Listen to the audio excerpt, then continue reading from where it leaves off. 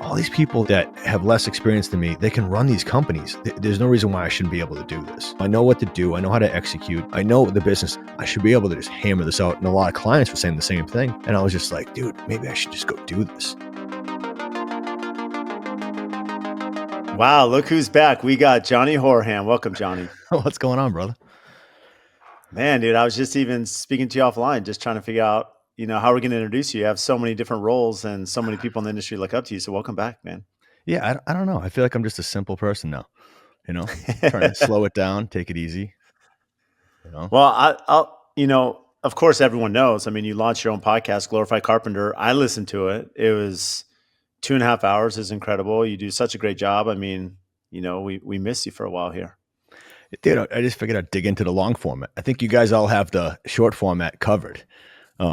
And I don't know. I like to get people comfortable. I feel like 30 minutes in, it's tough. I mean, it's just like the old podcast. So it's just, I don't know. I sat back for the last 3.5 years and just kind of I consumed content and didn't create any. It's well, and I have to give you a lot of credit, Johnny. I mean, I'm just going to start here. We met very early on Instagram. For whatever reason, I can't remember how, but you and I got connected through IG. We were messaging. And of course, at this time, I mean, you were like the godfather of construction on Instagram. But like the reality is, I credit you for a lot, Johnny. I mean, you introduced me to Nick. You introduced me to Matt Reisinger. I have, done collaboration with Matt. I've had projects currently because of Matt's YouTube channel.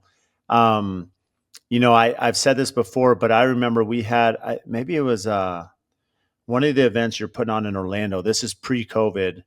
And I remember the first time Matt, you introduced me, like, Matt, this is one of the best builders in the US. And I'm like, dude, like, you've been gracious to me throughout my entire career. I greatly appreciate the friendship and network. And I just, I think you're pretty unique to that whole networking relationship side of the business. Yeah, it was fun. Just trying to connect the dots, that was the overall goal, for anybody. If I knew people that you could connect the dots with, and we used to say it, rising tide rises all boats. And that's the overall goal. And I think if everyone ups their game, whether it's through social media or, meeting new people and being inspired, that was the bread and butter. So like, it only made sense for me you were killing it back then. That now it's like you've left the planet and now you've taken off to Mars. It's so funny. And I don't know how you're doing it. And honestly, I do credit you for part of my failure in life is that I was like, Brad's, I'm joking for everyone, but I'm like, Brad's got it dialed in and like, he's able to not leverage his clients, but, become friends with them and then, use them for advice and all that. And I was like, I should do more of that. I should, reach out. Like social media was good for me, but good for me, meaning I got inspired. I learned a lot, made some great friends. And I had a harder time doing that in reality. Like my son's hockey team, there's a lot of parents that do a lot of different things. Some own major companies, some didn't. And I never tapped into that and been like, I always looked at it like if they wanted to share what they did, they would share it. Like, oh, I created this, POS system, or I did this. And I'm like, oh, I should tap into that. I should learn what they do. But I end up being how do you want to put it? The clown at the table. Not, I'm saying that in a jokish way, but like everyone that does, wears a suit and tie to work, they want to talk to the people that create for a living like us. And I think that was kind of unique. And so I found myself talking a lot at those events, but not being able to consume any information or creating relationships or any of that stuff. So I was always envious of, like, I got out to see you. You were awesome. Picked me up in like a ratty old F-150 back then. Now you're cruising in a Raptor, and I feel like it's Hollywood. But I keep tabs. But you showed me a couple builds, and we filmed a couple stuff, and it was fun. I couldn't figure out your last name, Leavitt, for the life of me when we closed out that fine home building. That haunts me to this day, for the record. Paul still reminds me of it. Like Paul Lundgren. He's so funny. I'm like, I'll freak out like in a random day, and I'm like, Leavitt. It's Leavitt. It's Leavitt. That's all it is. For people listening, we did a fine home building beyond the build, filming of like one of the tours of his houses, and and I was flying out. I think I was going to Kukin the next morning, and I was Right. trying to take off, and all I had to do was close it. I had to say your name. That was it. And it took me like a half hour to figure out your last name. I had a mental block, but yeah, no, I mean, I think it only made sense to connect you with the right people and people that were all rising. It made perfect sense. And I didn't do it for anything in return. It all makes sense. And it's been great to sit back and watch how this growth has happened. And really, it's inspiring others. And that's the best part of it. And you can sit back and be like, that was cool. Meetup started and now they're taking off and all these different things. And it's kind of fun to see it evolve. It's fun.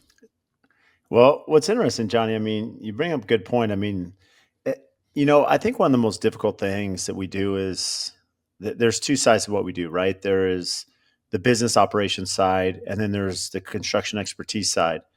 And it's really hard to align the two for a lot of reasons. And you, you bring back, this conversation about, and it reminds me of a conversation I think we had on the Monocrasa many, many years ago when I remember bringing up that like I don't go through window drawings, and you're just like blown away. You're like, there's no way. You're like, how? Like, and I think that's one of your strengths, Johnny, is that like when you talk about details of construction knowledge, like you're second to none, right? I mean, I think I'll be open. There's no way I have the construction knowledge you do when it comes to building a home. Like just first and foremost, the details, um, you just have an incredible, vast knowledge base of the trades, of install, of the specifications, product, you name it. And I think it's really hard for us as builders to disassociate, running a company and the business aspect to the details of building a home because they're completely separate entities. Yeah, they are 100%. I think there's a question in there somewhere, but I am a better creator, and I shouldn't own a business. And I learned that the hard way. And I thought I don't know, with social media and the friends I surrounded myself with, I thought it was the right play. And I honestly thought it was the only way for me to make $200,000 plus in salary. At the time, this is 2017. I think it was when I Yeah. left my old business, and not my old business, but the current opportunity The I was company. with. Yeah. Right. And we were building great houses. We were building 5, 6, 7 houses at a time, but there was deals that were made with that owner that weren't being fulfilled. And that I had a client actually tell me that, you gotta step up. And as he put it, he's a great client. He was a client that, I took your advice, even though you didn't give me it, was, trying to talk. He came to me and was like, hey, what's your deal with this? You have a business card that says partner. I go, oh, it's a paper partner. And I defended my old boss, for whatever reason. And I was like, yeah, this is what I do. And he's like, oh, you got to get part ownership. You got to get shares. You got to get profit sharing and all this stuff. And I'm like, how do I do that? And this is a guy, Wes, who I'd been building at the time an underground sport court, a 50 by 90. We sunk in Right. a futsal soccer I field remember that. in his backyard. And one of the most challenging projects I've ever done. And I look back at it and go, how did you do it and not be stressed out? Because we were running 3 or 4 other builds at the same time. And we were super lean. We were like in the field, 3 guys, including myself. And that was insane. And I think a lot of what I did over the years to then build up to having my own company was shaped around being the major, like, the ox that's going to pull everything forward. Like I'm the guy that brings the energy to the job site. I'm the guy that brings the energy to the company and just trying to make it happen. I'm the guy who's positive.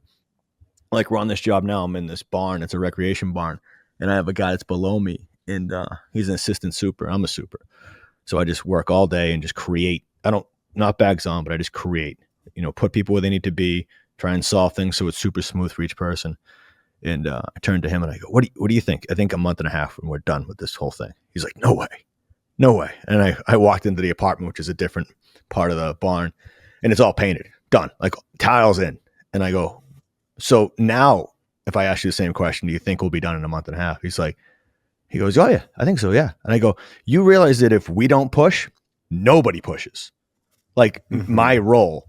And I feel like you have that same role. I mean, you can tell me on who pushes in your company, on like not camaraderie. I think you're like bigger picture culture correct me if I'm wrong, but like on the ground, I'm a great asset for, the company I work for now, because I treat it like it's my own company. I care. The details are what I'm trying to fulfill, like my day to day, like to still call myself a craftsman, even though I don't wear bags or swing a hammer or get splinters. That's how I try and tell myself that I'm still a craftsman. But going back to the original thought was business versus building. And I think I learned my lesson that when you get too caught up in, I was behind the 8 ball right away, because back in the day when we left my old company, we left on good terms. Everything was great. But then a month into that, he sued us for $5 million for no reason, just to do it and to keep us out of the Wellesley market. And to start a business where we were renting cars, to get around and just trying to make, bootstrap it. And to do that and to try and fight off a lawsuit that had nothing to do with it, it was really tough. So that was like 40, 50K that we had to come up with. So it changed the whole plan of like, hey, we both do 2 projects. It was all related around work and how much money you could bring in, not structure, business reality of like bookkeeping and all these little things that have to happen on billing periods, billing cycles. How are we going to get credit? Is it going to be our personal credit cards or a company card? How are we going to build up that business equity instead of it being on us personally?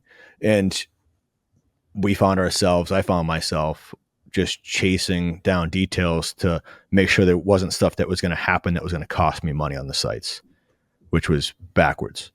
Should have been a priority along with 2 or 3 other things business related to keep both ends kind of running smooth. So it is hard to juggle it. Impossible for me, to be honest.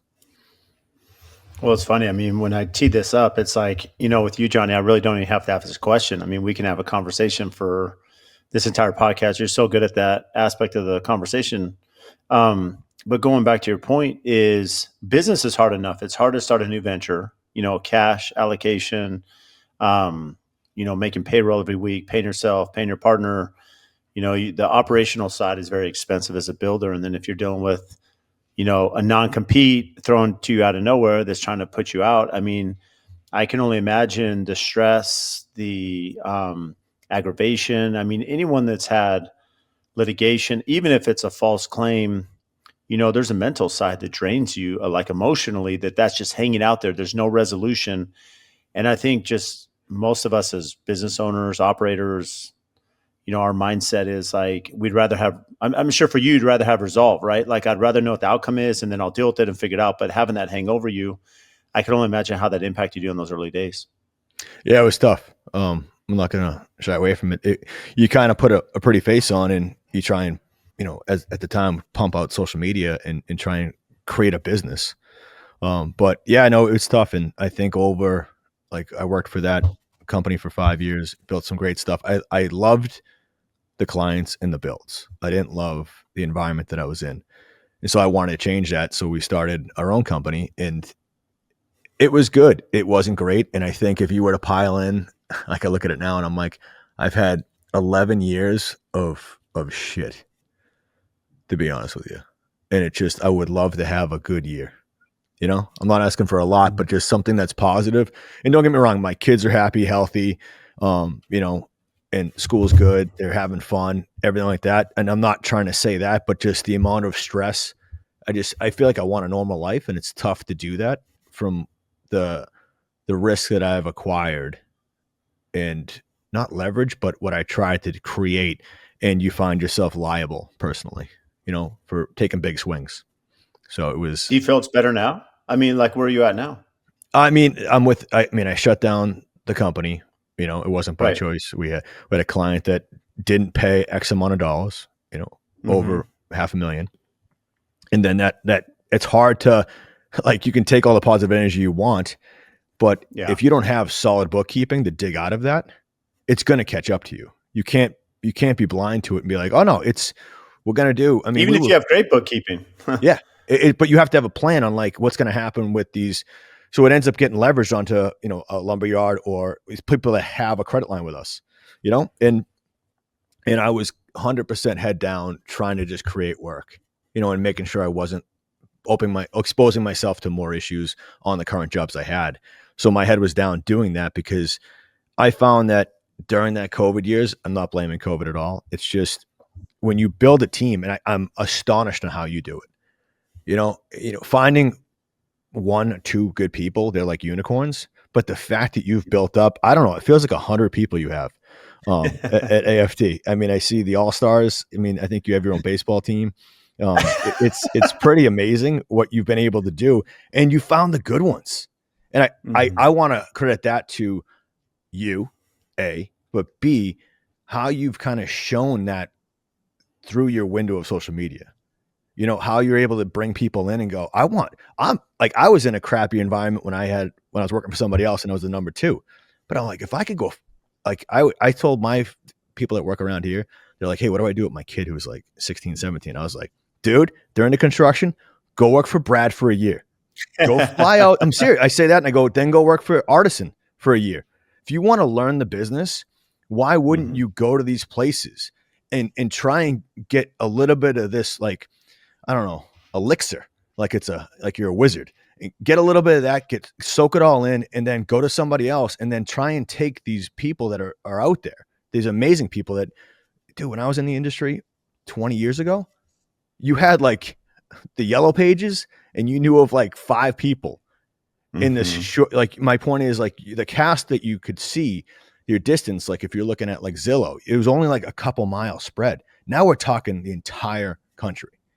And why wouldn't you move and take an opportunity like that? I think if you were to do that for a year, maybe a year and a half with you, year and a half with Jason, go down to Sheffy or Telich and do that for a year, dude, 3 years, that would be 10 years experience, And I think that's super cool. But yeah, I don't know how are you doing? I couldn't find the right people. So I just kept trying to compensate. I'll pick up where those weaknesses are. So then you find yourself just bouncing back and forth to weaknesses. And it's just not how to run a company. It's not going to be successful. It's not going to be good for your mental space. And you can fake it for as long as you want, but that's pretty much why I went quiet too, is that, I shouldn't, if I can't put a business together that works and I put myself in jeopardy, I should not be out there giving advice to anybody, at any level. So that was tough to kind of walk away from this community of social media and builders. And then my identity as the only thing I knew how to do was to build, and then not be good at that. It was a dark, almost dark as your background, a couple of years. So witty, man. When do you move in Arizona? I mean, seriously, Johnny, I mean, your energy, I mean, it's incredible. But, going back to your comment, it's interesting because I think there's different platforms. I mean, my podcast, I would say is probably more business related, right? It's more entrepreneurship, it's more business, it's more company culture. I mean, those aspects. Whereas, the Modern Craftsman, I think you guys, and they've evolved, Tyler, Nick and stuff. And even when you were on, I don't know if I don't think I felt that you were so much given just like business advice. It was more, like I said, I mean, when it comes to like product and know-how and construction details, I'd put you against anybody. And so I think that they're, maybe that's why I started the Glorified Carpenter, because, there's a lot that you can give back in the community that doesn't have to be business related. I mean, you still at the end of the day have to put out a product. Like you still have to build a house, right? You have to execute. You have to build a home that's going to either be a net zero home, passive home, or just, meet minimum code, right? That's going to, the clients are going to live in, that's not going to, have a ton of warranty issues. So I think that there's a lot of value just in the trades themselves, and there's not a huge, platform for that currently. No, you're right. You're not wrong. I just felt like I'm not saying you are, but I feel like or the MC is that there's a ton of bought product out there. Like voices are bought, and that everything it's like magazines. I got to go through 15 ads to get to an article that is a bought article by a manufacturer. I want something that's raw. And yes, your conversations are raw. I just want more of it. Like even when you sent me the invite, 45 minutes, I'm like, dude, I can't even spell my name at 45 minutes. I mean, like I need to get into stuff, but I think, and there's a lot of people that in 45 minutes can do I got you for 90. I sent you an hour and a half. I don't even know. I'm just joking, but in general, but your point in general, mine are always 60 minutes. Like they're not. I've long listened to format. them, and but I also think Yeah. that people in 45, 60 minutes can do a bit like a really good comedian. You know, they hone a bit for 6 months to a year, then they do a special. And I think it's really tough to like I know people I talk to are like, I went in your podcast, the old one MC, and the three of you is super intimidating. It's like it doesn't need to be. But like I'm Mhm. nervous talking to you, and I've known you for years. It's tough when you just want to get to the root of it all. You want to get to like, all right, so you're having a great culture in your company. Tell me how. Give me just I want to not give me 5 bullet points. I want to know how it is that you're creating it where you're able to not only have a good culture like this company I'm with now. There's 41 of us plus whatever it is. And like every time I go to a company outing with them and it's like bring your significant others, I turn to like I thank the bookkeepers and the girls in the office. I thank them straight up. I'm like, I know this can't happen without you guys. I can build whatever it is on the site, boots on the ground, but without chasing the bills, creating invoices, chasing credit card bills, all that stuff, it falls apart. So I thank them every time. And then I turn to my boss and I'm like, dude, I would have loved to have done this for my company. But like I would have been doing this, figuring out how am I going to pay for this. So it's like you want to do all that and you have great ambitions. It's just sitting down and creating a system and living by it. I just did a podcast with a kid from South Carolina, and dude, we had him on the podcast originally with the old MC, and we dug into systems. Dude, we did 3+ hours of Oh systems, my goodness. working it out from a job, working out who's the first guy that you meet on site, who's the next person above them, above them, above them, to director of operations, to director of marketing, and then how they do estimating, they do lump sum. And it was just great to dig into that. And I don't know how else you do it, but I guess my point is how do you, with the long format, I love being able to dig into those nuggets and the real ones come out without it being a bullet point.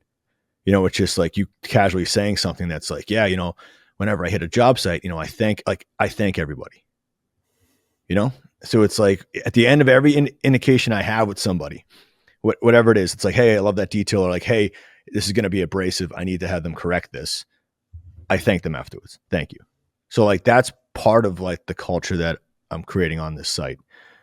But I'm going to spin it to you. How are you creating a culture with 100 employees? Well, in fairness, we have 26, which is still a lot. I mean, and they're really key. And it gave me some thought when you were speaking about that, Johnny. And you were speaking more from the heart of you personally. I think a lot of us, maybe it's, and I'm not saying you were in this mode, but you alluded to this in a way, is that because of the platform you had, because of, the, the community you had built, maybe there was some pressure to be like, hey, I need to be the top dog or I need to be the business owner. Right. And I think, in society, there are a lot of things that push us maybe to one side or another. I've been pretty open that I think entrepreneurship, you either born an entrepreneur or you're forced into it. I was forced into it. I didn't ever see myself.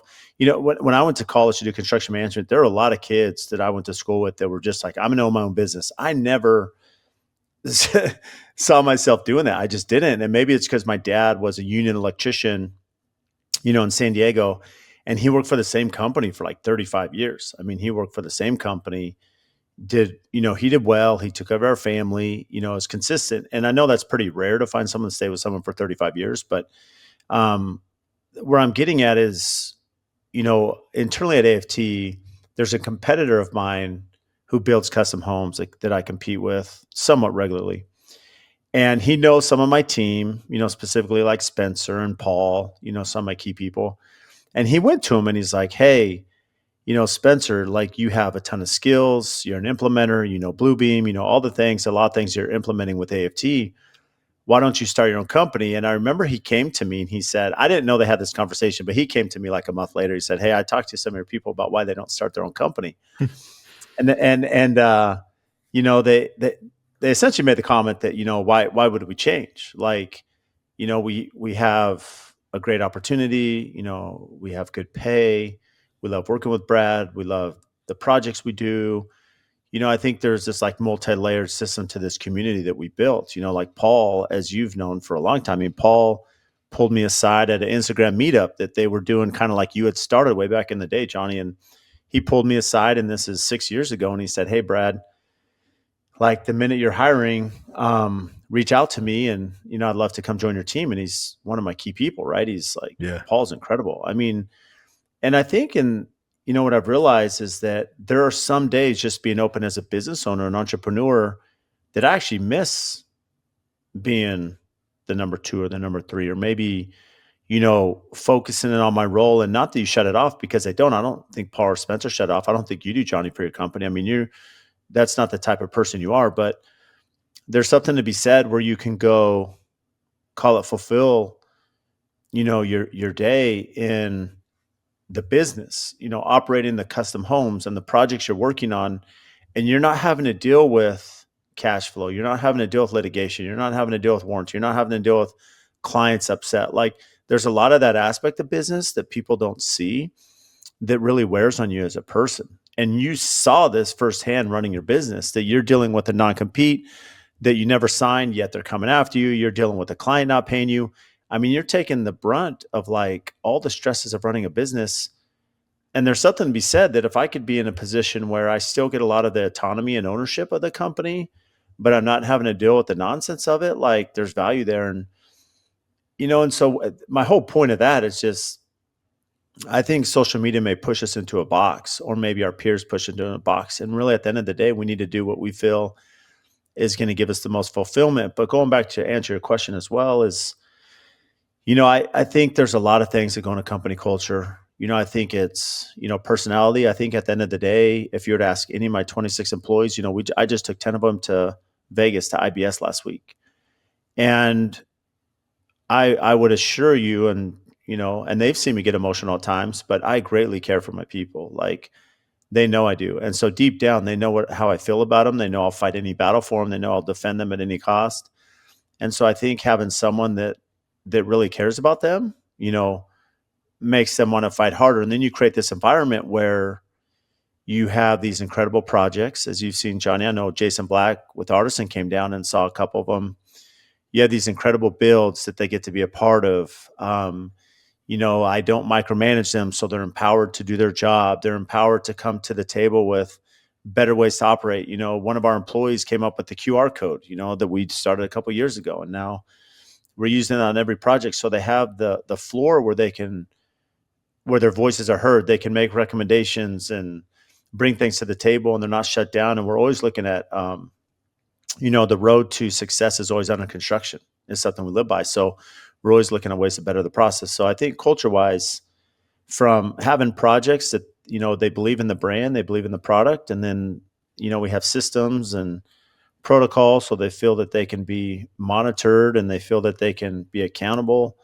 And then they have that peer competition in a way, there's, and it's fun. And then you add on the icing, right? The company outings and KBIZ and, company dinners and, those little things, bonuses, that add the incentive part. So I think there's a lot of layers. I would say that I've learned a lot in running the business for 12 years, a lot more today than I knew 12 years ago, but there's a lot to it. 100%. I feel like the one thing that was left out of that whole thing is being able to give people the freedom to do what they want to do and create, but also give them the support system that they can fall back on. That's absolutely crucial. Is that, hey, if they need to, and they're like, hey, you know what? I don't know about this. Let me talk to Brad. Let me talk to somebody else on the team, Spencer, whoever it is. And you're able to do that. That's where it comes together, is that you're not like, oh, I'm in the middle of this meeting or I'm shooting social media or whatever. It's a lot. I do think it comes down to you.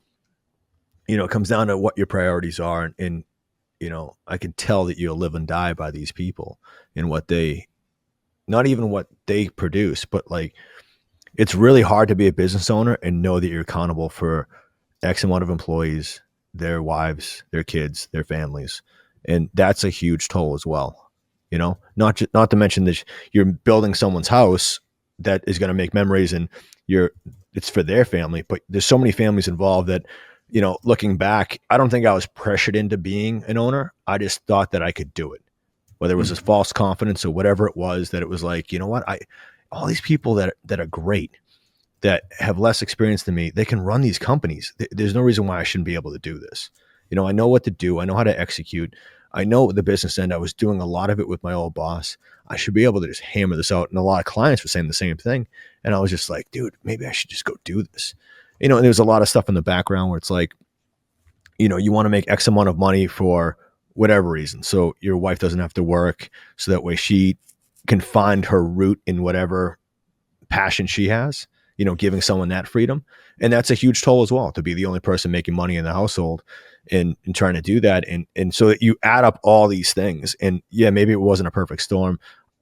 The problem is that I love to create, and there's a lot of stuff that I can't even show photos of that were beautifully executed, amazing spaces for families to call home that don't pay the bills, and that's the root of it, is that, being an artist is one thing, but being able to value yourself and value what you bring to the table, that's a good value that isn't a steal for a client or an architect or whoever it is for the market, is being smart. And sometimes you find yourself in these little pockets where you're not looking up. It's like being underwater.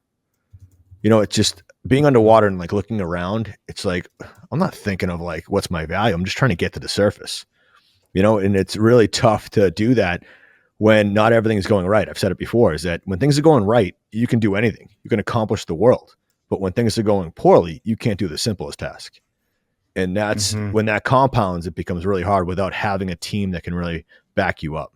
We were super lean. We were only 4 people, maybe 5 at the max doing, I think we grew to being 12 million in 3 years. It's crazy.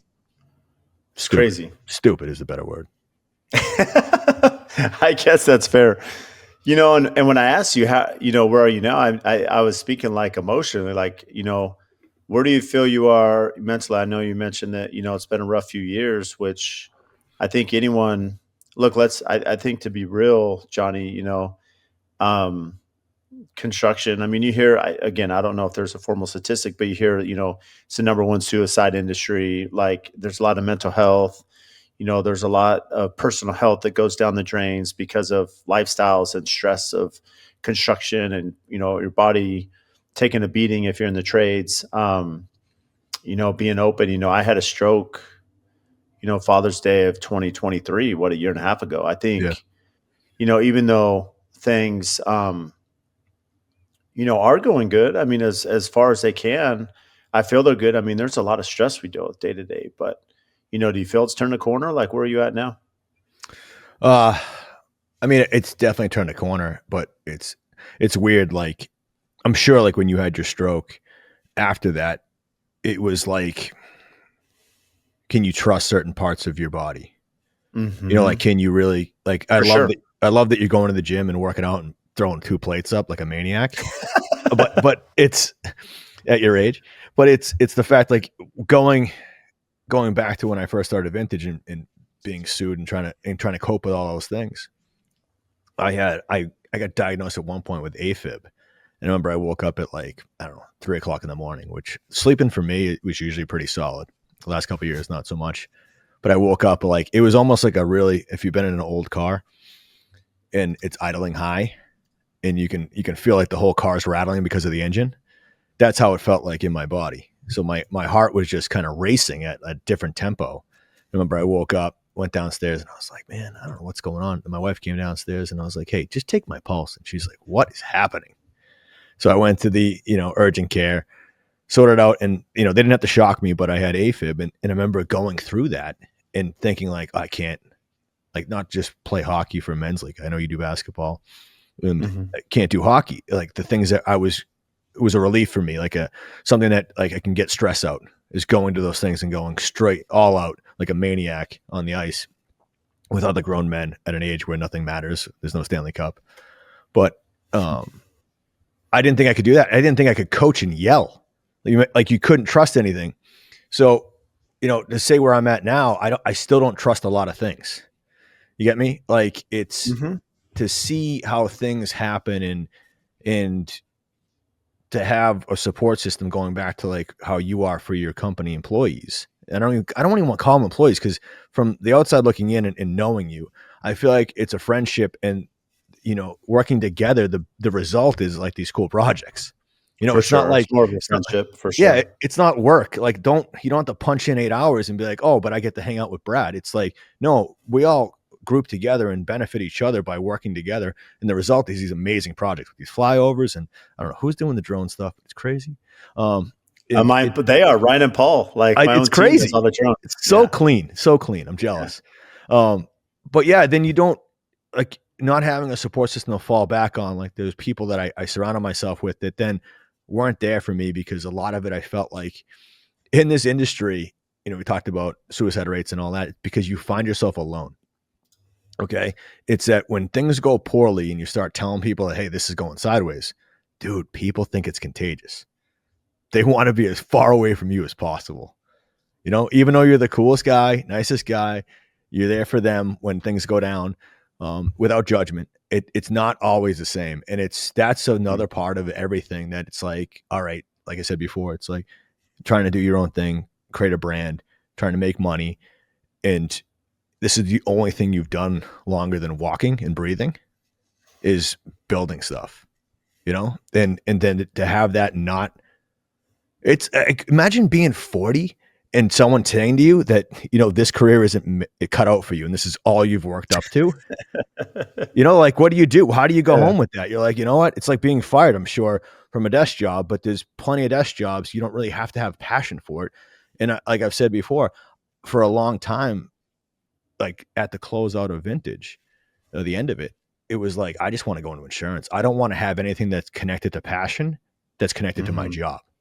Do I have to make money? Does money have to be a result of me using my passion? Or can I just go, sell insurance, sell lumber? I probably would have killed it lumber. I would have sold you guys lumber packages like crazy out in Arizona. I would have made a bundle and not have any risk, Maybe Yeah. a couple studs are wrong. I'll replace them. Don't worry. I got that.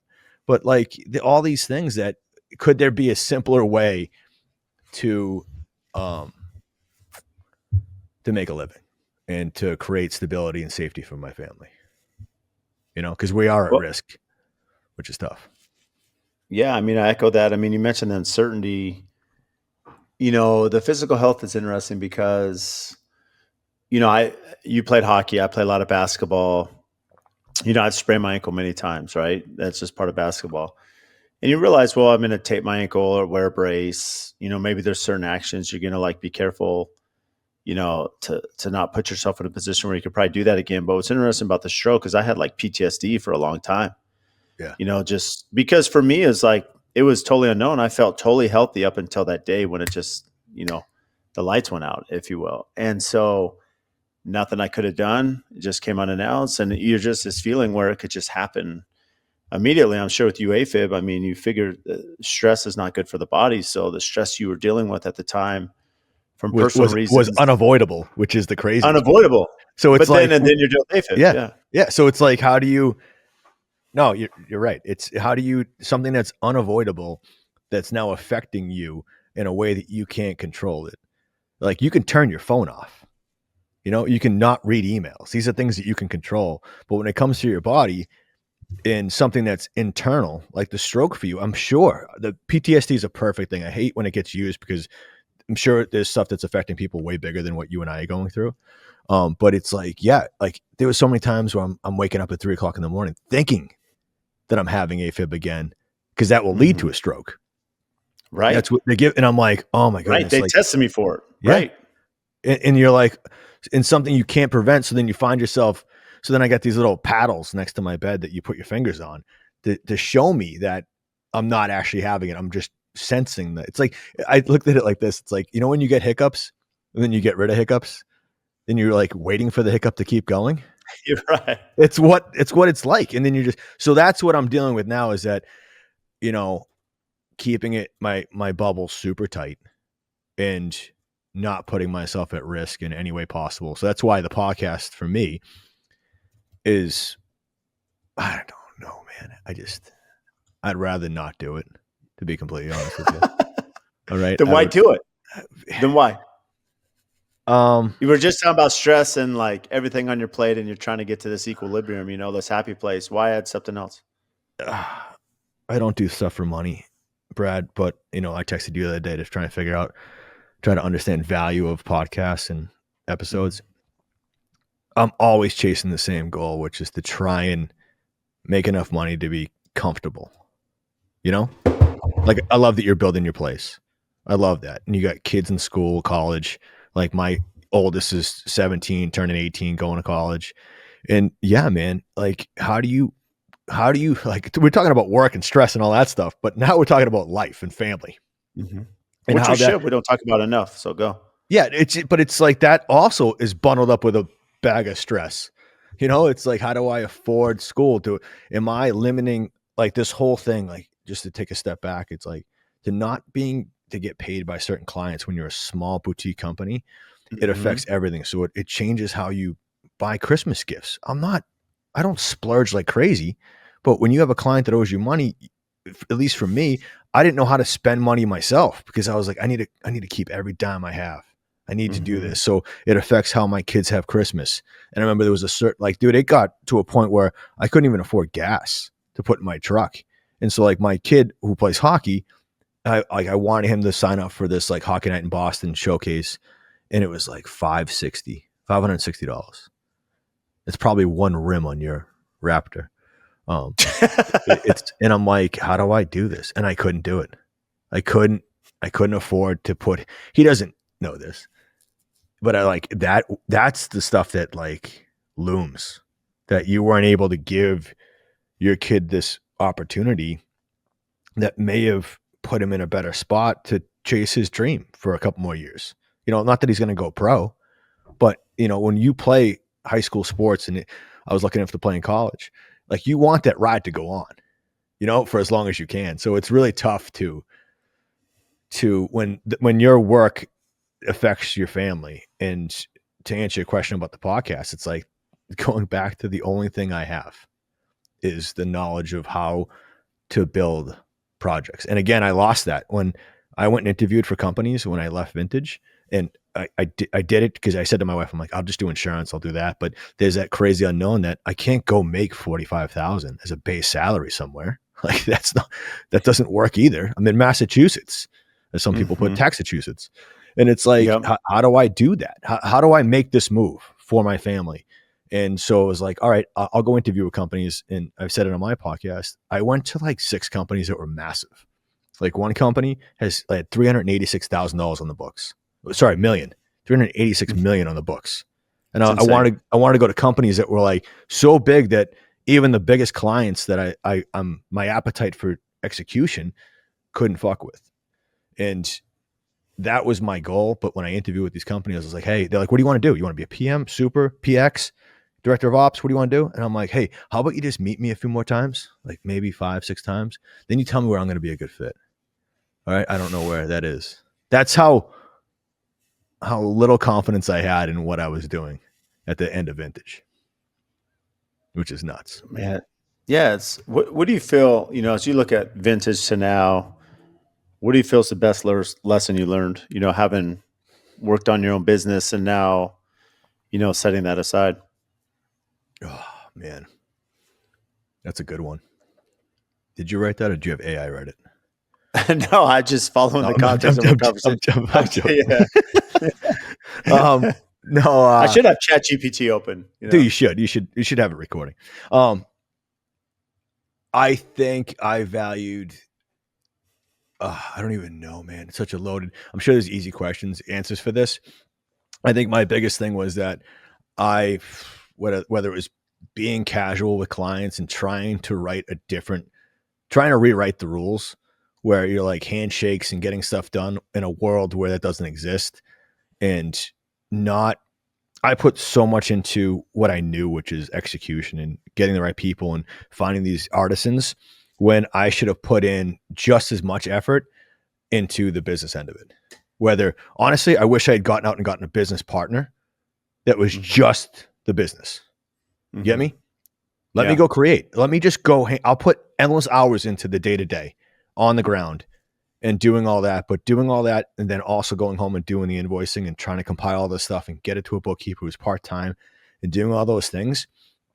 It was like, and I've said this before as well, is that it's so hard to unwind. Like your projects are not 2-month projects. When you were Right. younger, maybe once you commit to these things, to unwind it with all the people and personnel, it's so hard to do. So like you've committed to something, and then you're 2.5 years out till that commitment's over. So it's, how do you do that? I think I said this before, is when we went into business, was that we would have a bookkeeper that, is focused on, doing the billing every 2 weeks, having an accountant that would look over those things. Those things I didn't partner up with the right people on. And I didn't have the time to circle back and go, I should reevaluate this and find somebody. And whether it was COVID or not, it felt like that window of opportunity for people and to grab people and to find them was like impossible. Even if I showcase crazy cool projects and thought process and everything, and having that friendship between employees, I couldn't find it. And I talked to other builders. That's how I got the bookkeeper we had. I did try, and then we tried to go to a remote CFO, but it was just too late to be able to have someone dissect it, and they're trying to show value. So they're like, no, everything looks good. You guys are doing like 33% on everything, then minus all your, your overhead. We're like, dude, there's no way. Like, we didn't hire you to tell us it's peachy and great. We knew that there was, to find out where the credit card statements are going, what's getting missed, what's not getting tacked into a PO, all these things. Because that was, when you're on the ground running the jobs, it's not the same. Like, I don't know how much time you're doing on jobs now, and how much, like, I would love to know what you do day to day. I want to do this for my podcast, but I'm going to come out and visit you and kind of walk around and kind of shadow you for a little bit, because I'd love to see how you roll and what your priorities are. Because I think it's probably the opposite of where my brain works. Not in a bad way. I'm just saying, like, right. I would love to see, to open that up to me, not because I'll ever own my own business, just to understand it. You get me? No, I do. And there's a lot of truth there that, I think that yin and yang that you and I have is that there's some truth there. I mean, the reality is, and my clients will tell you, my team will tell you, I don't spend a ton of time on the job site anymore. It's pretty rare. I went with Spencer on Friday and we visited a bunch of our projects, and I was at one today. But it's not very common that I'm out on the job site. I'm focusing on the business. So I'm focusing on a lot of our pre-con, business development, systems, financials, budgets. Right now we're moving the way we do all of our billing and accounting, all of our AR. And so I've been working with that with our team. And who's pushing that move? Who's pushing that move for AR to get that restructured? So that's the question.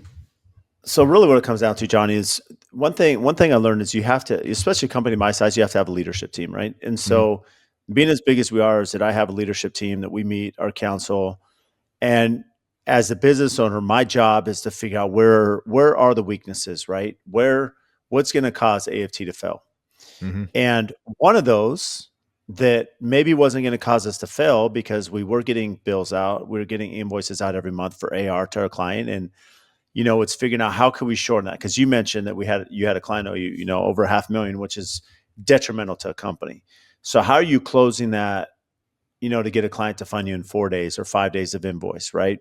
But the point being is that there was some frustration. We are a cost plus contractor. So there were some frustrations I was seeing from the client's perspective that was consuming time from my team. So Megan, who's one of my project managers that's over accounting, and my coordinators and my accounting team are dealing with chasing numbers down, making sure budgets align through build a trend. And it's very complex. Some of these projects we do, as these are 8 digits, in the build cost, for Crazy. one project. So so it's very complicated. And so the point being is that I could see the writing on the wall that here's one small example. When you're doing a $10+ million build and you're closing it out at the very end, that final bill, how do you know that everything's accounted for? How do you know that nothing was missed? How do you know that, going back 2-3 years of construction, so much has come, so many change orders? And it may seem easy, but when you're a cost plus contractor and you have an owner bill and you have a bank bill and you have all these different, line items that go in, there's so much that comes to it. And so the point being is that I was at a tech conference in California, and there was a presentation based on how they use AI specifically for cost plus contractors and how they put together owner bills and do the AR. And so I got with my team. We had our meeting with the company. I got my financial team involved, and we actually moved this. And I just met them in November. We moved our entire software over end of February, and we just sent out our owner bills end of February. First week of March. Mm-hmm. Currently with this new software. And so that's my job as the owner, is to see where's the pitfall, look around the corner. How can we be more efficient? Because we have the team in place. I have the technical sides there, the Ryans and the Pauls and, Neil and Bruce and so many that are in the field. Mark, they're running these projects. They need to make sure the schedules are there, and they need to have the support, but it's really the financial side I got to figure out. And then, that's making crucial. sure that backlog's cool. Yeah, go ahead. Because those guys on the field can't do what they need to do to hit that schedule without bills being paid. Straight up. And the thing is, Johnny, one thing I realized, and maybe this is called our secret sauce, I think what's unique about us is we have project coordinators. And my coordinators, they're primarily office-based and call them PMs. So they're all female, for what it's worth. And all of them, they could read civil drawings. They do all the window sign-offs. They do, all the cabinetry sign-offs. They're comparing the design book to every submittal, cabinet sample, paint stain sample, everything that's submitted to get that project from A to B runs through my coordinators. All the change orders run through them. All the AP that comes in, all the invoices from all the subs, they're approving them. And so we have this protocol, and they're essentially call it the operation lead, like they're running the operation. So my field team, someone like Paul or Ryan who's in the field, they have to drive the schedule. They have to make sure the trades show up. They have to, of course, make sure they're finishing within budget, make sure that sequencing is correct and the quality's there. And then fly their drone. That's the reality of it, that they're running the field operation, but they have a whole team. My superintendents don't do change orders. They're not trying to do purchasing because my coordinators do that. And this kind of goes back to that ethos I know that you spoke about in your first podcast, is that for me is that it's very important that we have an interior designer on every project, and we have an architect on every project. And because that allows all the decisions to be made before we break ground.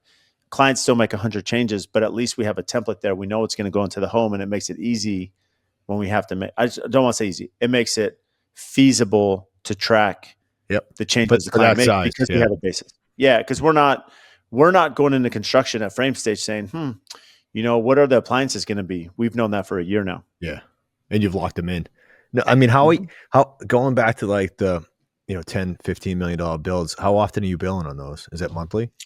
Yeah. So every project I have is billed once a month. And something I learned from, some peers of mine is where it can get you running a business is, feed the meter, right? I'm not your bank. So if you want to pay me to be your bank, that changes the terms of our agreement. But I'm the contractor. I need to pay people every week, and I'm paying my trade partners every Friday is payday, right? And so, and since I'm billing once a month, that it's really important that we've created this relationship and trust that when I'm sending the invoice and all the backup and all the invoices that you're paying me within a week, because that allows me to keep, that meter running and not, have these long durations. What's crazy is that when you say like relationship and trust and all that, to the naive people out there, that sounds like this cool relationship. But to like everybody else that knows the industry, what you should hear is structure, systems, accountability, backup. Like those 4 things create the 3 things you just said. Without those happening, you can't get the other things. You can't get that relationship. If you bill on a Tuesday of the first Tuesday of that month, and the next it's 3-5 weeks from then, you that relationship and that understanding and that trust is gonna be much weaker than if it was solid as a rock. To your point, you get me? I just want to. From doing the conversations over the years, it's like I found myself like, oh no, I'm gonna create that relationship. And I may have had a great relationship on the ground with execution and being understandable about how these changes happen and how to create them and make them look like they're seamless. It's the back end that's so critical, is having that team of pit bulls in the office, the girls, however you want to put it. I don't know all their names, but like, oh my God, I would have killed for one pit bull. Just someone that's going to chase it and then like stop me in my tracks and go, you got to get X, Y to Z to pay. Like, and that just wasn't my priority. But paying people was. And so instead of, big picture, which is what you're doing, like the example I took was that like I had a client that was always 30 days late and blah, blah. I'm like, oh, the way to solve this is I'll get a credit line. So I get a credit line for the business to kind of make sure I keep mulls fed so that way I can keep production going. So that way I can get the next paycheck. That's the mentality in my head. 100% wrong. Mm-hmm. The reality should have been a stop work order on that project to get caught up before putting out, because what happens is, I'm saying it from my point of view, but there was, I don't know, 25, 30, maybe 40 people on that site any given day. I put 25 to 45 people at risk for a paycheck, for their paycheck, for food on their tables. And that was to go way back in this conversation about how you feel now. Dude, that weighs on me. That, by not getting paid a ton of money, that wasn't just a lumberyard that can suck it up or a credit line that I'm still personally guaranteeing, which still hasn't sorted itself out. But like, it's the little guys that were great artisans that, lost a paycheck for whatever it was, a week, a month. So to go way back in the time machine is, I think starting a podcast is a way for me to create revenue that is beyond what my daily salary is to kind of make up for my lost savings, paying off a credit card that was joint with my wife, all these things that I use for the business that I used and abused because of lack of systems, that having a podcast that the only thing I can leverage in life, I can't do. I'm sure you could probably leverage a workout video and like a program for people. People will probably pay for that. I don't know if I can do that. I don't think I have the looks for it or the height. But it's trying to figure out if I can create a revenue stream off of this, that I can pay some money to certain people that I know I still owe, because in my head, it's still there, and it weighs on me at a personal level that is so detrimental. Like we were saying, suicide rate in this industry is high. And like my wife's uncle passed away due to suicide, and he was a timber frame builder in Vermont. I wanted to do a summer with him way back in the day when I first started dating my wife, because I always wanted to raise a structure, raise a barn, and I never got the opportunity. And that always weighed on me, that I'm like, God, that guy, I met the guy, seemed normal, seemed like everything worked. And I think to a lot of people, you and I look normal, we act normal, and, we're going to show certain people our weaknesses and otherwise, look ahead. But when everything shakes out, there was a certain point in time where I knew the train schedule locally on the high speed train and being like, wow, is that the way out? But I figured, I'm like, that doesn't work, because I won't get a life insurance policy. So it won't solve things for my family. Like it was that point in time that I was just like, man, like I am an energy guy, but there was times where depression set in and I had no one else to turn to try and figure this stuff out. So I somehow dug deep and answered the phone every time someone called that I owed money to. And, I listened to books on depression, tried to figure things out. I couldn't afford to get help through like BetterHelp, because it's like $240 a week or whatever it is, certain things. So you kind of just work through it at a slow pace. And, there were days where I couldn't wake up, days where I got home, I just wanted to go to bed. So that's a toll on my kids, where, the guy who's got the energy at the house and, fills everybody up, gets everybody going. It's not there. So, you try and put on a good face. And like, I coach hockey. Remember there was a time where I was at the rink, I'm on the ice, and I'm like, felt like it was almost outer body. And whenever anybody says that on anything, I'm like, what are you talking about? But this is the only time it happened where I'm like skating around the ice. I'm like, I have no idea what I'm doing here. Like, I have no clue. Like, why am I here with all this other stuff happening? But it wouldn't matter. Even if I went home and sat in front of a computer, or I called an attorney, or I called someone else to try and solve, nothing was going to get solved. So it was just like, I'm in this abyss and trying to dig out of that. Impossible. I know you reached out to me, Jason. A lot of people that are originally on the podcast for the Glorified Carpenter are people that, like Mike Tellich, I think he called me like every other week for a long time, just to be like, dude, what's going on with you? What's up? And those are huge. And don't get me wrong, you don't want to talk to people because then you think they're going to go away.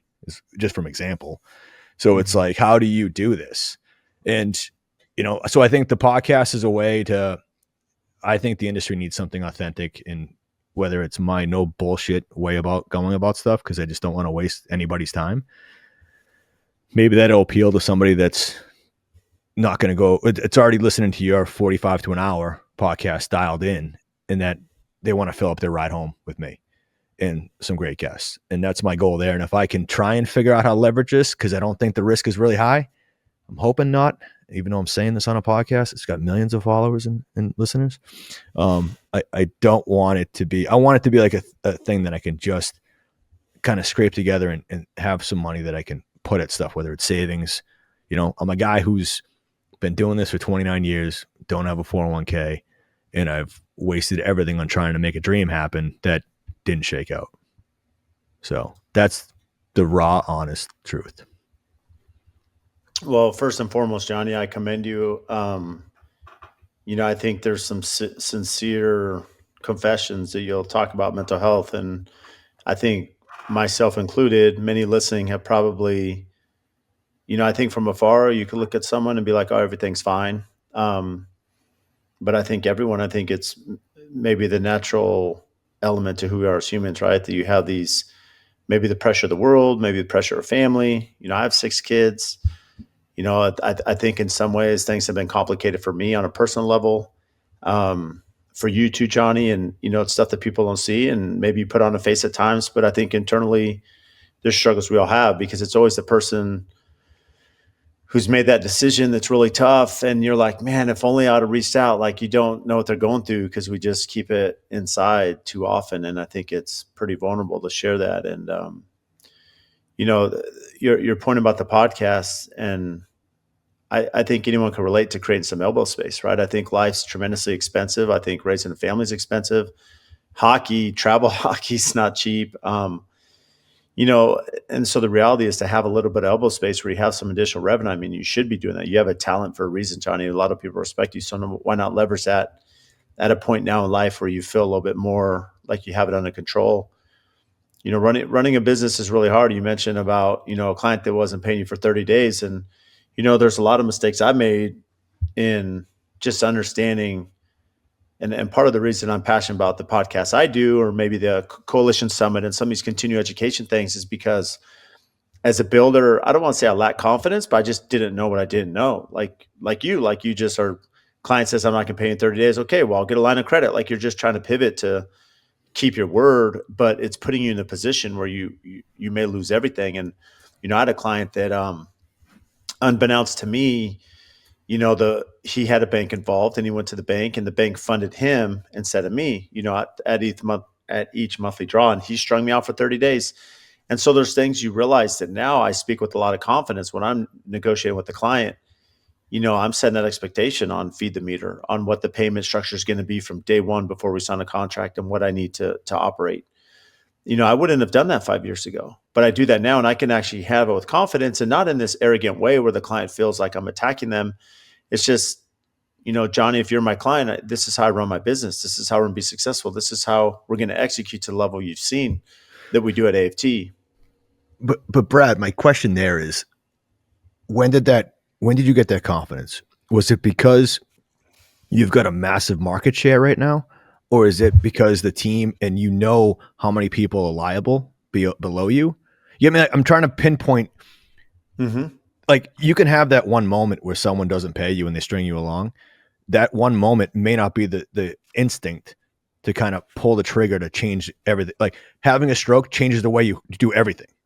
Yes, mm-hmm. It's a big enough thing, but to certain people that are risk averse, that may not be a big thing.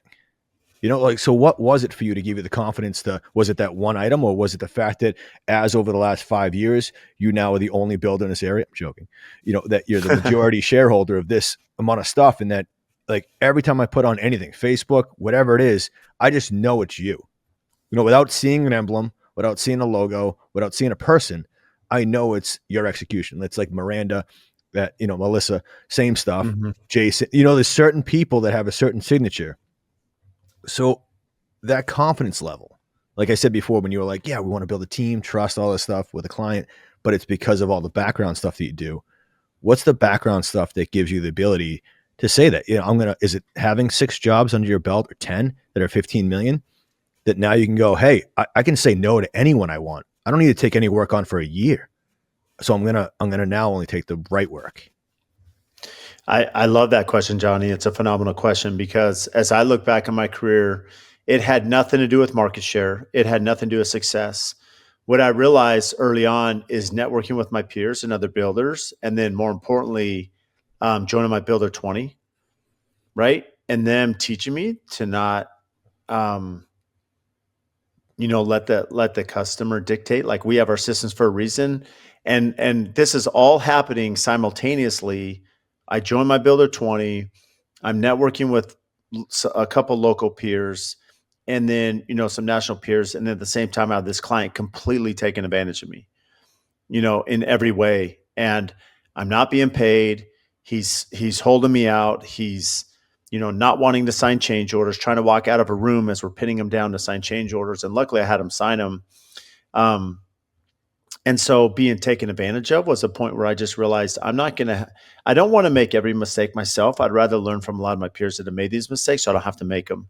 Yeah. And my point being is that when you understand what it takes to be in business. And this is why one of the reasons we started the summit, the coalition summit, is because I, I don't believe you have to have market share. I think you could have been in business 6 months, Johnny, and doing a powder bath. And if you understand the process of what it takes to be a successful builder, you will now take that information. And when you go get that kitchen remodel and then that ground up custom build, you're going to be set up for success because you know how to run your business and you know how to hold that conversation with the client, whether it's insurance, whether it's builder's risk, whether it's payment structure, and so for me, that confidence came by really investing in myself and my company and that continued education, 5, 6 years ago. And that was when I had, I don't know, 8 employees.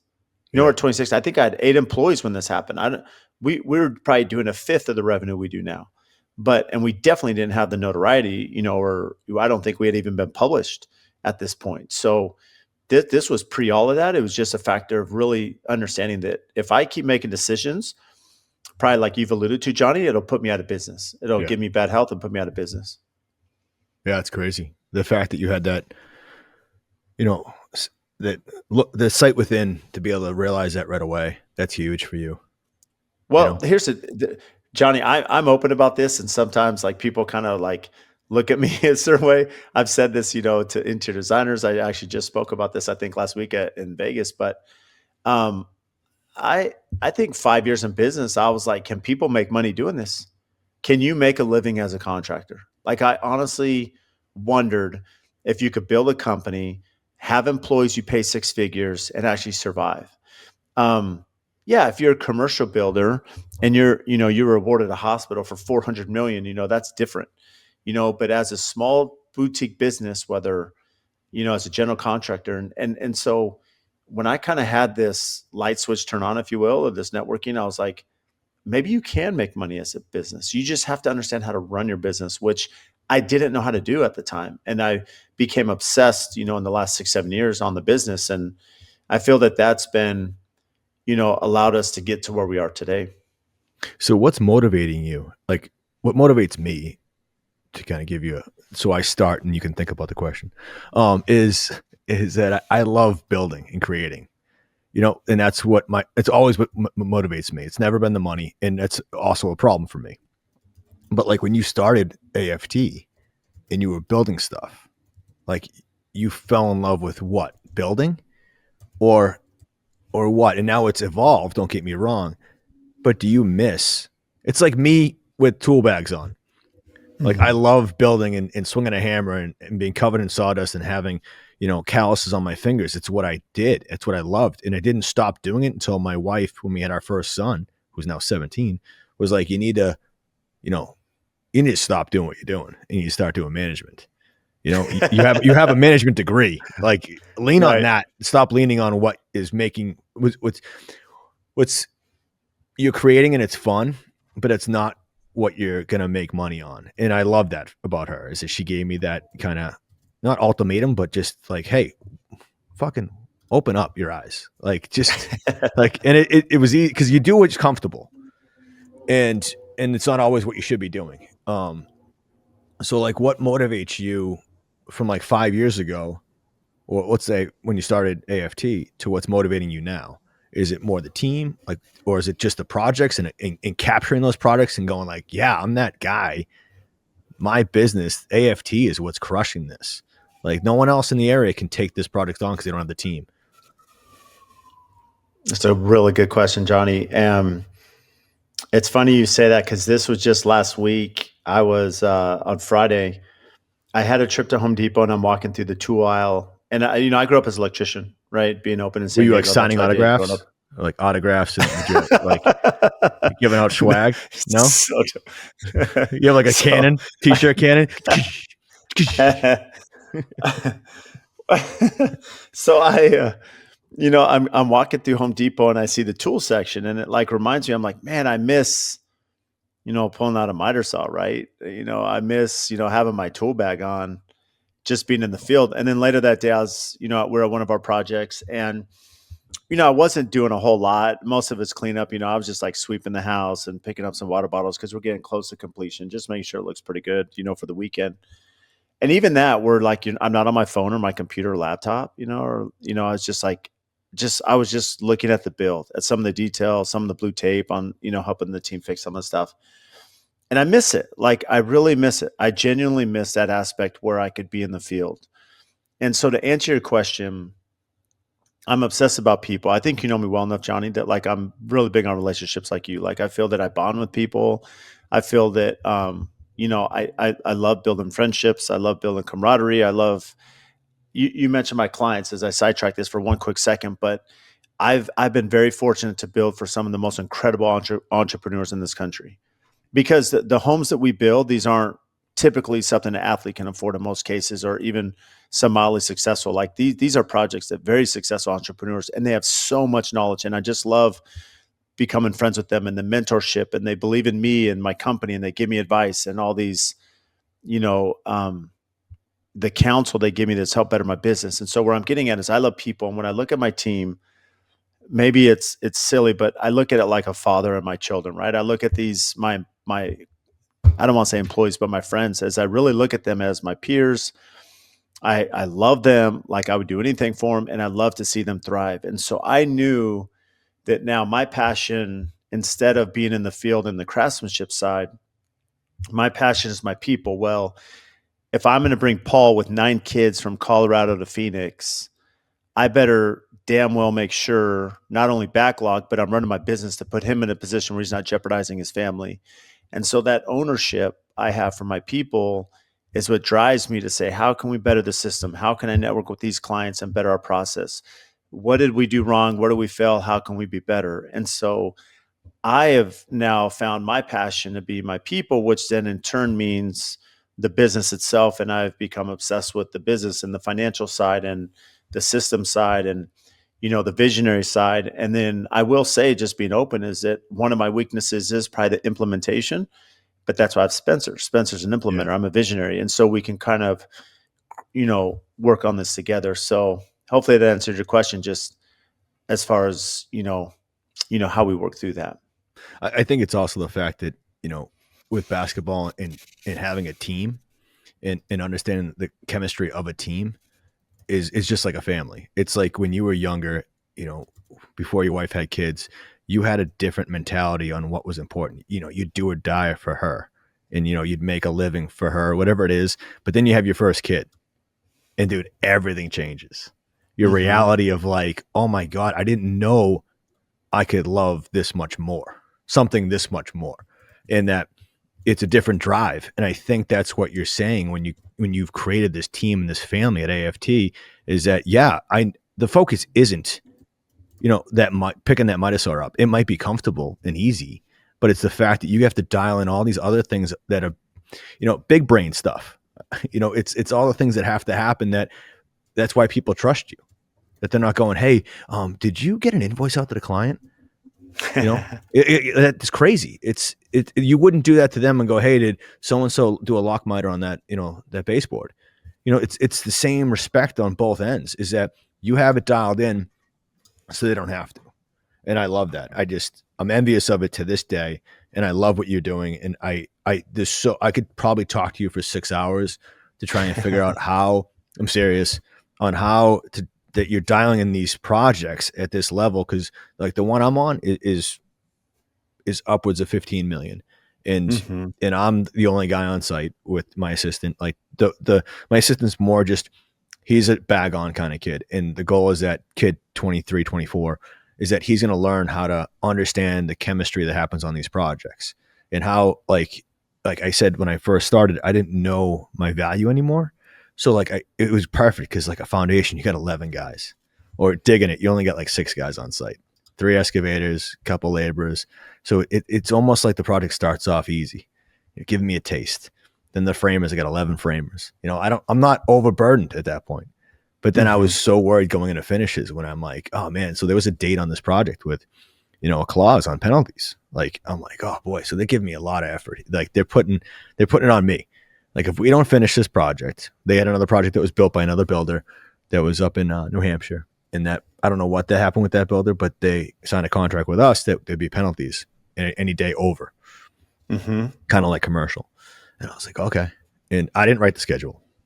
Okay. I didn't even see the schedule when I got hired. And I didn't ask for it either. Again, me being stupid and naive, even still after everything. I just went about it and wanted the job and wanted some safety, and I'll prove myself. It's my entire mentality for anything. I'll just keep proving myself no matter how bad it gets. I'll just keep proving my worth. I'll keep going harder. I'll keep, you know, it's probably a sports thing too. You know, like you can have someone with amazing talent, but I'll outwork them, you know, and Yep. for better or Right. worse, that's my thing.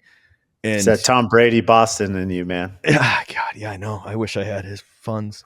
Um, it's, um, but it's funny as we kind of built up, I kind of got a rhythm. It's like, you know, having that, you know, that zone, you get in a zone, like whether it's running or whatever it is, like sometimes you're driving and you drive by exits and don't even know that you got that distance because your brain's just in a different kind of sequence. So we'd get to a point where I'd have like 50 cars here. And I'm like, that's crazy. 50 cars.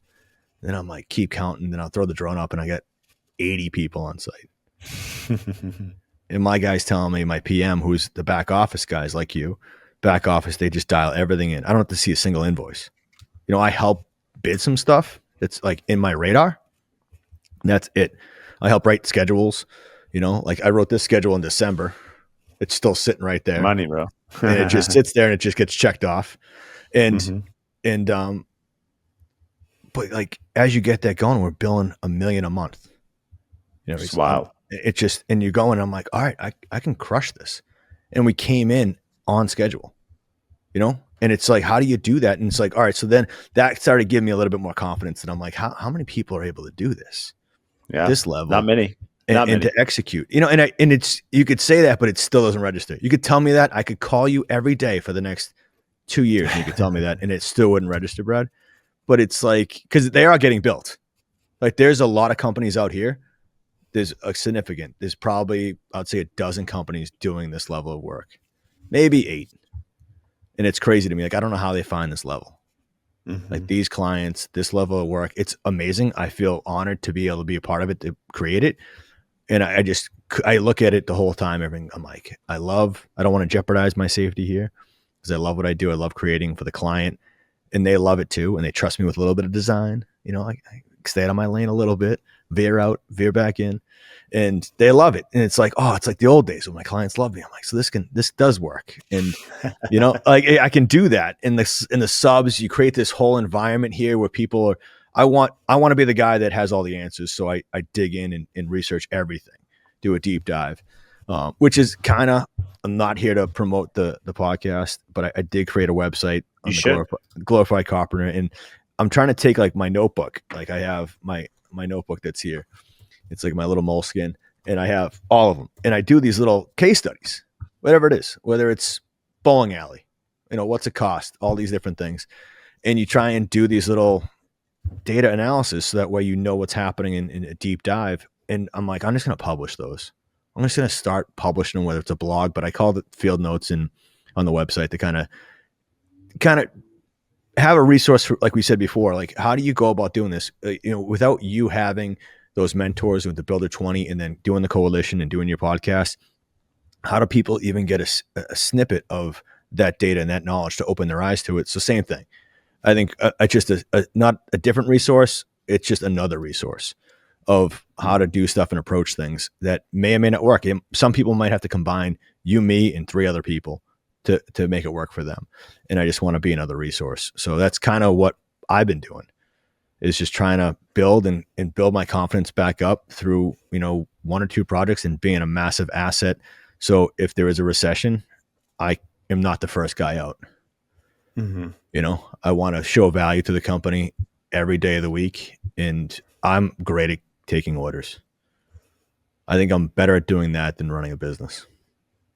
Hey, the reality is, in life at this point, you know your strengths and you're really good at it, Johnny, and you optimize it, which is what you're doing. And, we could talk for hours. I want to be sensitive to your time.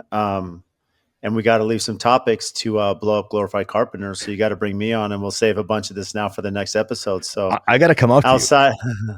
That's my goal. Yeah, that's what I was going to say. One thing is, so a project we're doing that Paul's running right now, that's probably similar to the one you're doing. You need to get out here before end of summer, before we turn it over. So before end of summer, we got to get you out here, and then we need to. I'd love to be a guest on yours, so then that way, and for our listeners, go download Glorified Carpenter. Go subscribe to that. Where else should they find you, Johnny? Just social media. It's Glorified Carpenter, the Glorified Carpenter on Instagram, and then here's Johnny H, like The Shining. Here's Johnny on Instagram. So that's it. Well, man, it's good to have you back. It's I've been checking on you over the years, so it's good to have you back. You look great. I'm trying, man. 45 is hard, so I'm trying to go after it. And it's funny, after going through a bunch of pain, and then not having it and kind of enjoying this, you look for the pain. Yeah. Now that I'm not on meds for AFib and all these things, I need to go to the gym and absolutely hammer I walk out of there, and even the person at the front desk is like, "No, that's a workout." I'm soaked all the way through, and I don't know how to. It's the only way I can sleep. It's the only way I can really navigate not being completely angry at myself every day of the week. So to people that don't work out, and honestly, then that creates clean eating. I'm not a clean eater. I haven't been forever. Yeah. And for when I work out every day, I'm like, I can't put shit in my system. Right. Because if I'm going to go do that, then I'm going to put myself at risk, not with AFib, but just in general with health, if I'm going to do that and try and go this hard. And it does feel way better. It's way better for my head, everything. So I do think people, if you're not, stop with the excuses, get after it. Well, you're the best, man. Appreciate you coming on, Johnny. Thank you. I wish I could hug you. I do. I miss you. I know, same, bro. You don't do anything halfway, so thank you. I know. I appreciate it, man. Thanks for having me on. If you get value from the show, please support us by giving a 5-star rating and review on whatever platform you listen to. And I also have a favor to ask. We've had some incredible guests that come on and share their wisdom, their knowledge about their business. So if you have friends or family members that could benefit from those episodes, please share it with them, as well as any other business owners that you're networking with that could get value from the podcast or certain episodes. Please share those as well. Again, subscribe, make sure you're following. Any questions that you have, topics. We've had listeners reach out about certain guests that we should have on the show. Again, brad.l@aftconstruction.com. Email me for topics to address, guests that we should have on, and even if you think you'd be a great guest for the show. So again, thank you for all your support, and we'll see you next time.